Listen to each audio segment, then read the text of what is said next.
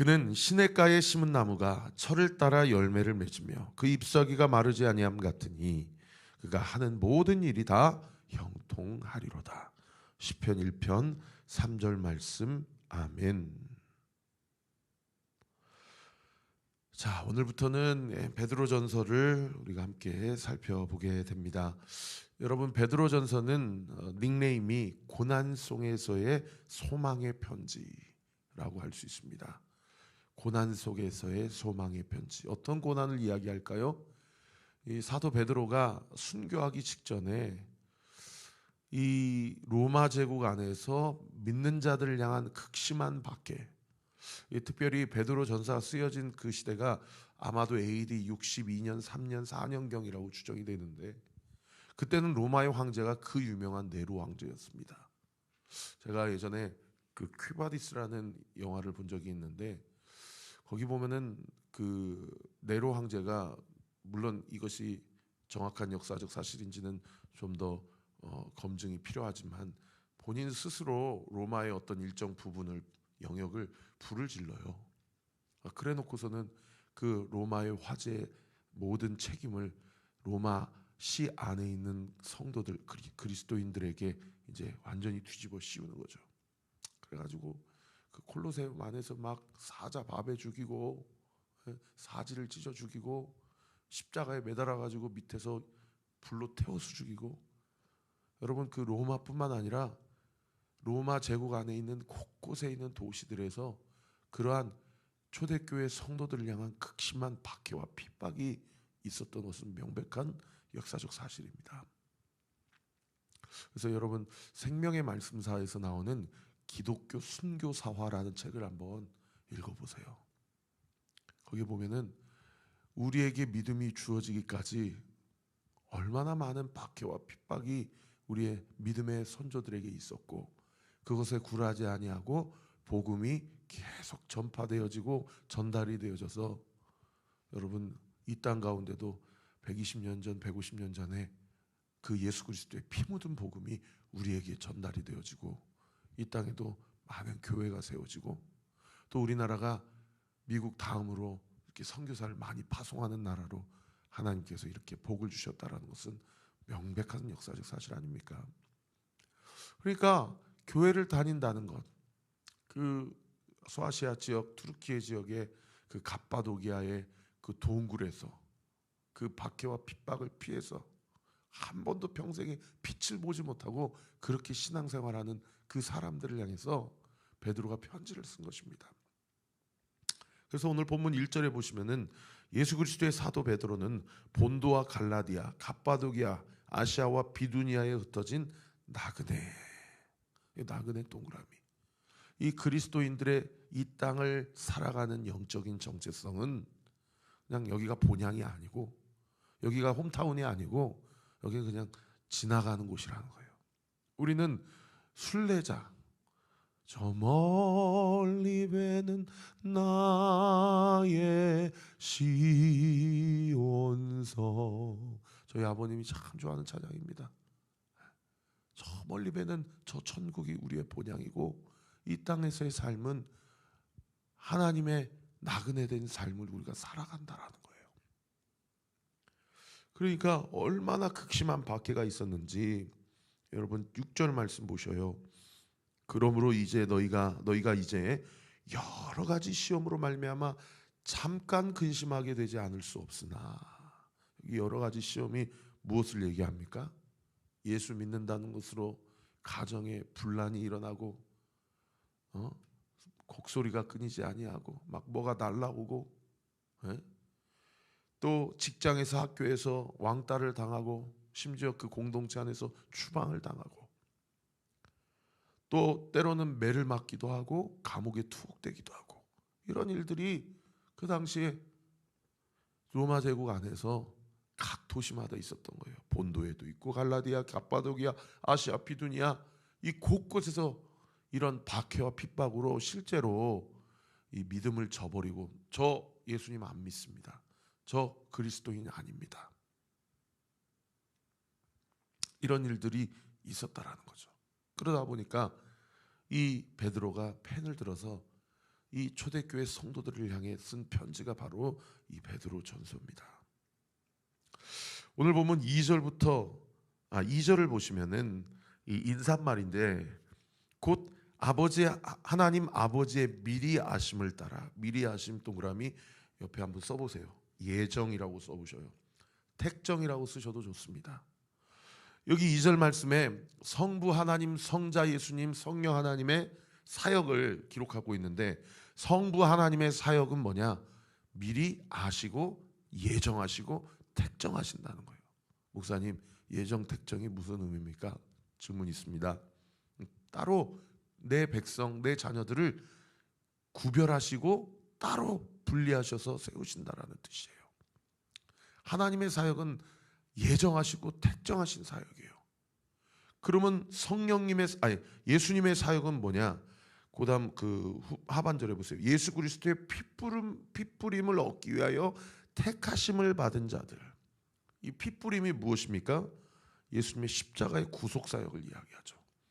그래서 이 구속 사역으로 말미암아 택하심 동그라미. 이 택하심은 예정 택정이 아니고요, 이 구원 사역이에요. 그러니까 성부 하나님은 따로 구별하셔서 불러주시고 예정하시고, 성자 예수님은 하시는 일이 뭐냐? 그 따로 하나님께서 예정하시고 택함 받은 그 백성들을 위하여 자신의 몸을 십자가에 화목제물, 속죄제물로 바침으로 말미암아 그들을 구원하시는 사역이 성자 예수님의 사역이에요. 그러면 성령 하나님의 사역은 뭐냐? 거기 2절 중반절에 보시면 성령이 거룩하게 하심으로 순종함 동그라미.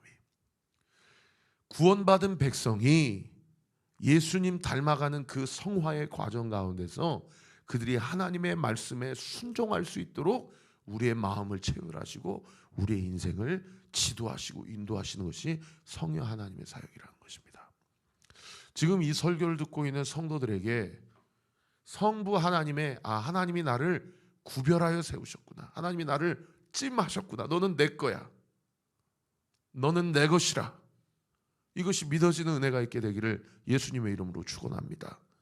그리고 이 말씀을 듣고 있는 성도들이 또 나는 예수 그리스도의 십자가의 공로로, 그분의 철저한 은혜로 내 수고, 내 노력, 내 의 이런 것으로는 하나님 앞에 구원받을 수 있는 사람이 없어요. 온전히 구원을 이루신 예수 그리스도를 믿음으로 나는 구원받은 하나님의 자녀이구나 라는 것이 믿어지는 은혜가 있게 되기를 예수님의 이름으로 축원합니다. 여러분, 이 두 가지가 되었다고 한다면 주님 다시 오시는 그날까지 우리가 의지해야 될 분은 철저히 성령 하나님이십니다. 그래서 성령 하나님이 내 마음으로 내가 하나님의 말씀 앞에 순종할 수 있도록 성령 하나님 오늘도 나를 지도, 인도, 편달해 주세요. 우리가 성령 하나님의 인도하심을 받아야 돼요. 어제도 한 성도님이 목사님 질문이 있습니다. 저한테 문자를 보냈어요. 이번 한 주 시편 1편 3절 말씀을 암송하시라고 그래서 열심히 암송하고 묵상하고 있는데 참 귀해요. 그냥 암송만 달달달한 게 아니라 그 말씀을 깊이 묵상하면서, 깊이 되새김질하면서, 이 묵상이라는 단어는 이 되새김질하는 짐승들이 씹었다가 다시 넘겼다가 다시 뱉었다가 또 씹고 다시 넘겼다가 또 뱉었다가 또 씹고, 이게 이 히브리어 묵상이라는 원어적 표현이거든요. 그러니까 시냇가에 심은 나무는 어떤 나무인가? 이거는 내가 나무가 어떻게 자기가 어디에 심기지를 결정을 합니까? 이거는 하나님의 절대 주권과 예정 태정을 이야기하는 거구나. 하나님의 주권을 강조한다는 거예요. 목사님 맞습니까? 라고 질문하더라고요. 맞다고. 그러면 심겨졌으면 뿌리를 내려야 되는데 뿌리가 시냇가로 향할 수도 있고 시냇가 반대로 향할 수도 있는데 이거는 우리 인간의 자유의지라고 해석해도 됩니까? 맞다고. 그렇게 해석해도 큰 무리가 없다고. 그러면 시냇가로 향하는 그 뿌리 내림은 하나님께, 생수의 강 되시는 예수님께 연결이 돼서 그분으로부터 모든 진리와 은혜와 사랑을 공급받는 것이고, 그러나 그분으로부터 공급받지 아니하고 다른 것으로 자기의 나무를 공급받으려고 하는 것은 우리의 마음의 결정으로 해석해도 좋습니까? 그게 맞다고. 그래서 이 시편 1편 3절은 하나님의 절대 주권과 인간의 자유의지를 강조하는 구절이다. 그러면 하나님이 나를 시냇가에 심겨 주셨으면 내가 어디로부터 영적인 영양분을 공급받을지는 내 의지와 결단이 중요하다.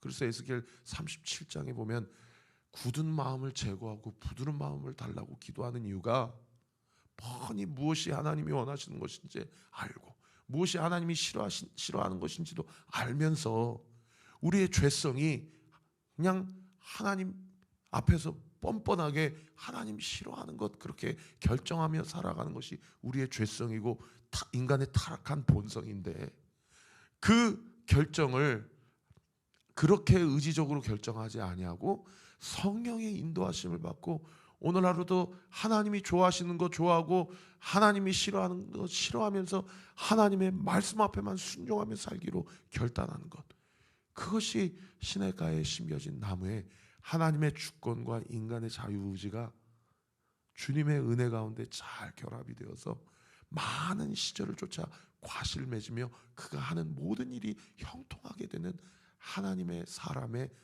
그 인생의 삶이라고 서로 그렇게 교제하고 나눴어요. 너무 감사하더라고요. 여러분, 묵상하고 질문하고 3월부터 이제 제자 훈련 시작되니까 1, 2월 동안 기도하면서 내가 우리 목사님한테 온리교회 개척되고 일기 제자 훈련생으로 제대로 성경을 한번 딥답 봐봐야 되겠다.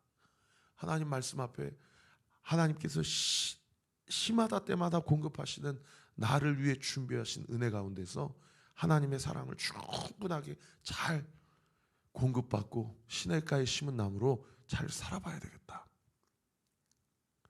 지금 43명 집사님들 대상으로 직분자 세미나가 계속되고 있는데, 어떤 집사님, 제가 뭐 누구를 얘기하는 거 아닙니다. 오해하지 마십시오. 뭐 그분 마음속에 안 들어가 봤으니까 저는 모르죠. 그러나 주님은 아십니다. 어떤 집사님은 내가 이왕 집사 직분 받은 거 정말 이번에 우리 목사님 통해서 성경적 집사 직분에 대한 이해에 대해서 잘 교육받고 훈련받아서 예수님이 가장 탁월한 집사님이셨다라고 말씀하셨는데, 나도 예수님처럼 하나님 나라와 교회를 위해서 그렇게 한번 충성 헌신해 봐야지, 이렇게 교육받는 분하고 안 그래도 바쁜데 뭐 이렇게 자꾸 매년마다 작년에 받았으면 됐지 올해 또 부르셔가지고 또 받으라고 그러고 뭐 이렇게 귀찮게 이렇게 교육받는 거하고 여러분 그게 같겠습니까? 저는 모릅니다. 여러분 마음을. 똑같이 신앙생활을 하지만 누구는 성화의 과정을 잘 성령의 인도하심을 받아서 가는 사람이 있는가 하면 누구는 그냥 제가 속상해서 하는 얘기예요. 왜 그러고 사냐고요.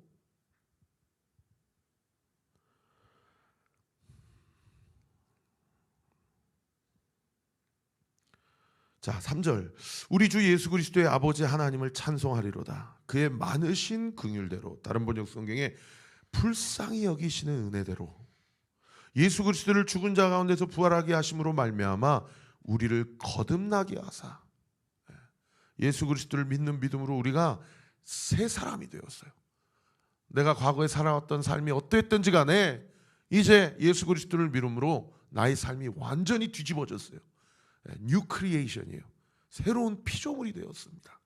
거듭났다라는 건 그런 걸 이야기해요. 그래서 무엇이 있게 하셨어요? 산소망이 있게 하셨어요. 리빙 호프. 주 예수 나의 산소망. 이 찬양이 여기서 나온 거 아닙니까? 신의 악단 영화 보면서 그 북한의 그분들이 그 하얀 눈 벌판에서 그 주 예수 나의 산소망이라는 찬양, 그 죽으러 가는 그 길에 정말 많이 울었어요. 여러분 그 영화 한 번씩 꼭 보세요. 근데 자꾸 저한테 어떤 연락이 오냐면 거기 지휘하시는 분이 목사님하고 너무 빼다 박아가지고 닮아가지고 깜짝 놀랐다고 그래서 저도 보면서 너무 웃겼는데 저랑 너무 닮아가지고. 4절에 썩지 않고 더럽지 않고 쇠하지 아니하는 유업을 잊게 하시며, 자, 예수님으로 인하여 거듭난 인생은 이제 썩어질 것에 인생의 전부를 거는 인생 아닙니다. 썩지 아니하고 더럽지 아니하고 쇠하지 않은 유업을 있게 하시는 인생. 유업 동그라미 밑에 도움 말해보세요. 물려받은 재산을 유업이라 한다. 하나님이 우리에게 주신 유업이 뭐예요? 여러분, 피 묻은 복음이에요. 이 복음이 오늘 나를 살리고 내가 전한 그 사람을 살리고 나를 통해 있게 하시는 그분에게 그 인생을 산소망되게 하신다라는 것이죠. 그 다음 구절, 곧 너를 위하여 하늘에 간직하신 것이다. 그 유업은 이 땅에서도 영원하며 주님 오시는 그날에도 하늘나라에서도 영원히 썩지 아니하고 더럽혀지지 아니하는 것이라는 겁니다. 5절, 너희는 말세에 나타내기로 예비하신 구원을 얻기 위하여 믿음으로 말미암아 하나님의 능력으로 보호하심을 받았느니라. 이건 막 교회 다닌다고 예수님 믿는다고 막 잡아가고 투옥시키고 막 불에 태워 죽이고 화형시키고 사자 앞에 막 그냥 막 놓게 하고 이런 상황 가운데서 여러분이 이 5절 말씀, 말세에 나타내기로 예비하신 구원을 얻기 위하여 믿음으로 말미암아 하나님의 능력으로 보호하심을 받았다. 얼마나 위로가 됐겠어요. 잠깐 6절 말씀해 보세요. 여러 가지 시험으로 말미암아 근심하게 되지 않을 수 없으나 오히려 크게 기뻐하는 게 무엇으로 말미암아요? 믿음으로 말미암아. 그래서 5절에 보시면은 너희는 말세에 나타내기로 예비하신 구원을 얻기 위하여 믿음으로 말미암아, 믿음 동그라미. 7절에도 보세요. 너희 믿음의 확실함은 불로 연단하여도 없어질 금보다 더 귀하여 예수 그리스도께서 나타나실 때에 칭찬과 영광과 존귀를 얻게 할 것이다. 9절에도 보세요. 믿음의 결국은 곧 영혼의 구원을 받음이라. 여러분, 믿음을 강조해요. 박해와 핍박과 고난과 환난 앞에 성경은 우리에게 무엇을 공급하시는 성령의 인도하심 가운데 우리가 있을 수 있느냐? 믿음을 주신다는 거예요. 믿음. 그런데 그 믿음은 어떻게 된대요? 7절에 보세요. 믿음의 확실함은 불로 연단하여도 없어질 금보다 더 귀하다. 이 연단이란 단어 밑에 도움말을 보시면 금속을 불로 녹여 불순물을 제거한다. 여러분, 이 연단이란 단어는 저기 포항 가서 제철소 가면은 막 눈에 다 너무나도 생생한 단어 아닙니까? 연단은 영적으로 두 가지 유익을 우리에게 줘요. 첫 번째, 우리 신앙과 믿음의 불순물을 제거해 줍니다. 의심이라는 불순물, 불평이라는 불순물, 낙심이라는 불순물, 우울이라는 불순물. 우리가 믿음에서 여러 가지 의심이 될 때가 있고 낙심이 될 때가 있고 우울이 될 때가 있고 하나님을 원망하게 될 때가 있어요. 그런데 박해와 핍박과 고난은 우리의 믿음의 불순물을 제거해 준다라는 거예요. 옆에 한번 써보세요. 나 인생에 지금 어떤 불순물이 있는가? 무엇이 은혜 받는데 내 마음에 장애가 되고 있는가? 여러분, 이거 분별해내는 거 능력이에요. 제발 부탁인데 하나님이 나를 위해 준비하신 복을 원망, 불평, 낙심, 수근수근하고 입으로 다 까먹고 왜 그러고 살아요? 왜? 하나님이 나에게 주신 믿음과 하나님의 복을 있는 그대로 다 받아내고 감사하고 기뻐하고 사랑하기로 결단하고. 그리고 또 연단은 어떤 영적 유익이 있습니다. 첫 번째는 불순물을 제거하고, 두 번째는 단단하게 하죠. 믿음을. 그 연단 과정, 그 재련 과정을 통해서 철을 날카롭게 하고 그 금이 얼마나 단단해집니까? 그러니까 보셔요. 옛날에 막 70년대 80년대 한참 한국교회 부흥할 때는 교회가 인테리어가 이런 게 어디 있어요? 유튜브가 어디 있어요? 여러분, 단순히 100년 전만 해도 성경을 평신도가 못 읽었어요. 우리나라가 성경책이 어디 있어요? 지금 하루 한 끼 먹기도 힘든데. 오늘날 보세요. 여러분, 마음만 먹으면 얼마든지 통독할 수 있고 묵상할 수 있고 유튜브에 얼마나 많은 컨텐츠가 있고 목사님이 날마다 새벽마다 한 구절씩 다 주의해주고, 우리 교회가 공간의 문제로 이렇다 저렇다 기도해달라 1100이로 달라. 어느 날 기도하는데 하나님이 저한테 그래요. 온리교회가 공간이 문제가 아니다. 성도들의 마음이 하나가 되어 있냐는 거예요. 얼마나 대가를 지불하고 고난 앞에서도 당당하게 믿음 앞에서 믿음을 가지고 믿음을 배반하지 아니하고 만몬을 따라가지 아니하고 세상 성공을 따라가지 아니하고 얼마나 하나님 앞에 연단받고 재련받고 단단해지고 불순물을 제거하고 있냐는 거예요.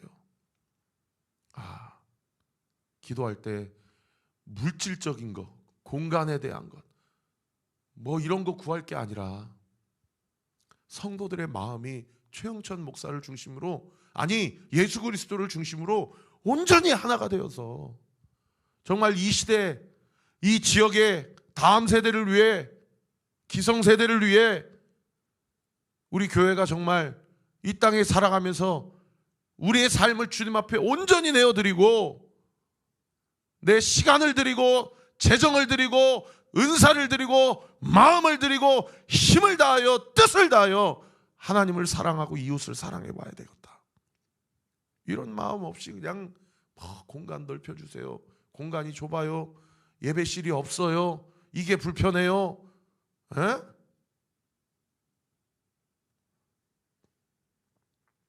우리 교회가, 우리 성도들이 지금 신앙의 방향성과 결이 어디를 향해 가고 있는지를 우리가 다 하나님 앞에 회개하고 우리가 마음을 철저히 낮추고 하나님의 인도하심을 받아야 우리 교회도, 한국교회 뭐 어디 지금 저기 송파에 어떤 교회 그렇게 강해 설교로 한국교회 획을 그은 목사님 지금 그냥 이 SNS 보면 다 비판글만 올라오고 몇십억이다 막. 우리 교회도 우리가 손가락질하는 어떤 교회 되지 말라는 법이 있습니까? 정신 차려야 돼요. 저부터서 우리 모든 성도들이. 기도하겠습니다. 아버지 하나님 감사합니다. 이 말씀을 우리 성도들 중에 몇 명이나 들을지 모르겠지만 아버지 하나님, 말씀을 전하는 자나 듣는 자나 우리가 다 하나님 앞에서 하나님께서 미리 택정하시고 예정하시고 예수 그리스도의 피뿌림과 십자가의 죽으심으로 말미암아 우리가 철저히 그분의 은혜와 공로로 구원을 받았고, 오늘도 우리는 성령의 거룩하심으로 순종함의 인도함을 받지 못한다면 우리가 비판하는 그 누구가 우리도 얼마든지 될 수 있음을 기억하고, 아버지 하나님, 그저 그냥 더 편하고 안락하고 모든 것에 다 구색을 갖추고 이 시대가 그렇게 되어가고 있는 상황 가운데서 우리도 신앙생활하면서 박해, 핍박, 조롱과 멸시는 전혀 대가지불을 하려 하지 아니하고 편하게 신앙생활하고 모든 것을 갖추며 신앙생활하려고만 하는 것은 아닌가. 우리 자신을 좀 돌아보며 말씀을 묵상하더라도, 말씀을 암송하더라도, 우리 교회가 어떤 훈련을 제시하더라도 우리가 연단받고 훈련받고 우리 안에 있는 불순물을 제거하고 하나님 앞에 단단한 믿음과 신앙을 가지고 이 마지막 시대를 잘 살아내는 저와 우리 모든 온리교회 성도들 되게 하여 주옵소서. 오늘도 이 아침에 주님의 말씀 가운데서 주신 말씀을 붙잡고 누구 비판하고 판단할 것이 아니라 이 말씀의 칼끝을 우리의 영혼에 두고 우리가 도려내야 될 것, 제거해야 될 것, 마땅히 주님 앞에 회개해야 될 것 회개하게 하시고, 우리가 붙잡아야 될 산 소망 되시고 우리에게 칭찬과 영광과 존귀를 얻게 하시는 그 하나님의 놀라우신 은혜와 사랑 가운데 믿음을 가지고 하나님을 사랑하고 이웃을 사랑하며 이 마지막 시대를 하나님의 말씀 앞에 철저히 순종하며 살아가는 저와 우리 모든 온리교회 성도들 되게 하여 주옵소서. 이 아침에 우리 성도들의 모든 기도와 한숨들 예수의 이름으로 응답되고 거둬지게 될 주여다. 기도의 영안이 열릴 주여다. 성령의 충만함을 받게 될 주여다. 예수님의 이름으로 기도합니다. 아멘. 이제는 우리 구주 예수 그리스도의 은혜와 하나님의 사랑과 성령 하나님의 위로교통 충만하심이 오늘 주신 말씀을 붙잡고 오늘도 주 안에서 주님과 함께 동행하며 주의 뜻을 온전히 이루기로 결단하는 우리 사랑하는 온리교회 모든 성도들 머리머리 위에 지금으로부터 영원토록 함께 하시기를 간절히 축원하옵나이다. 아멘.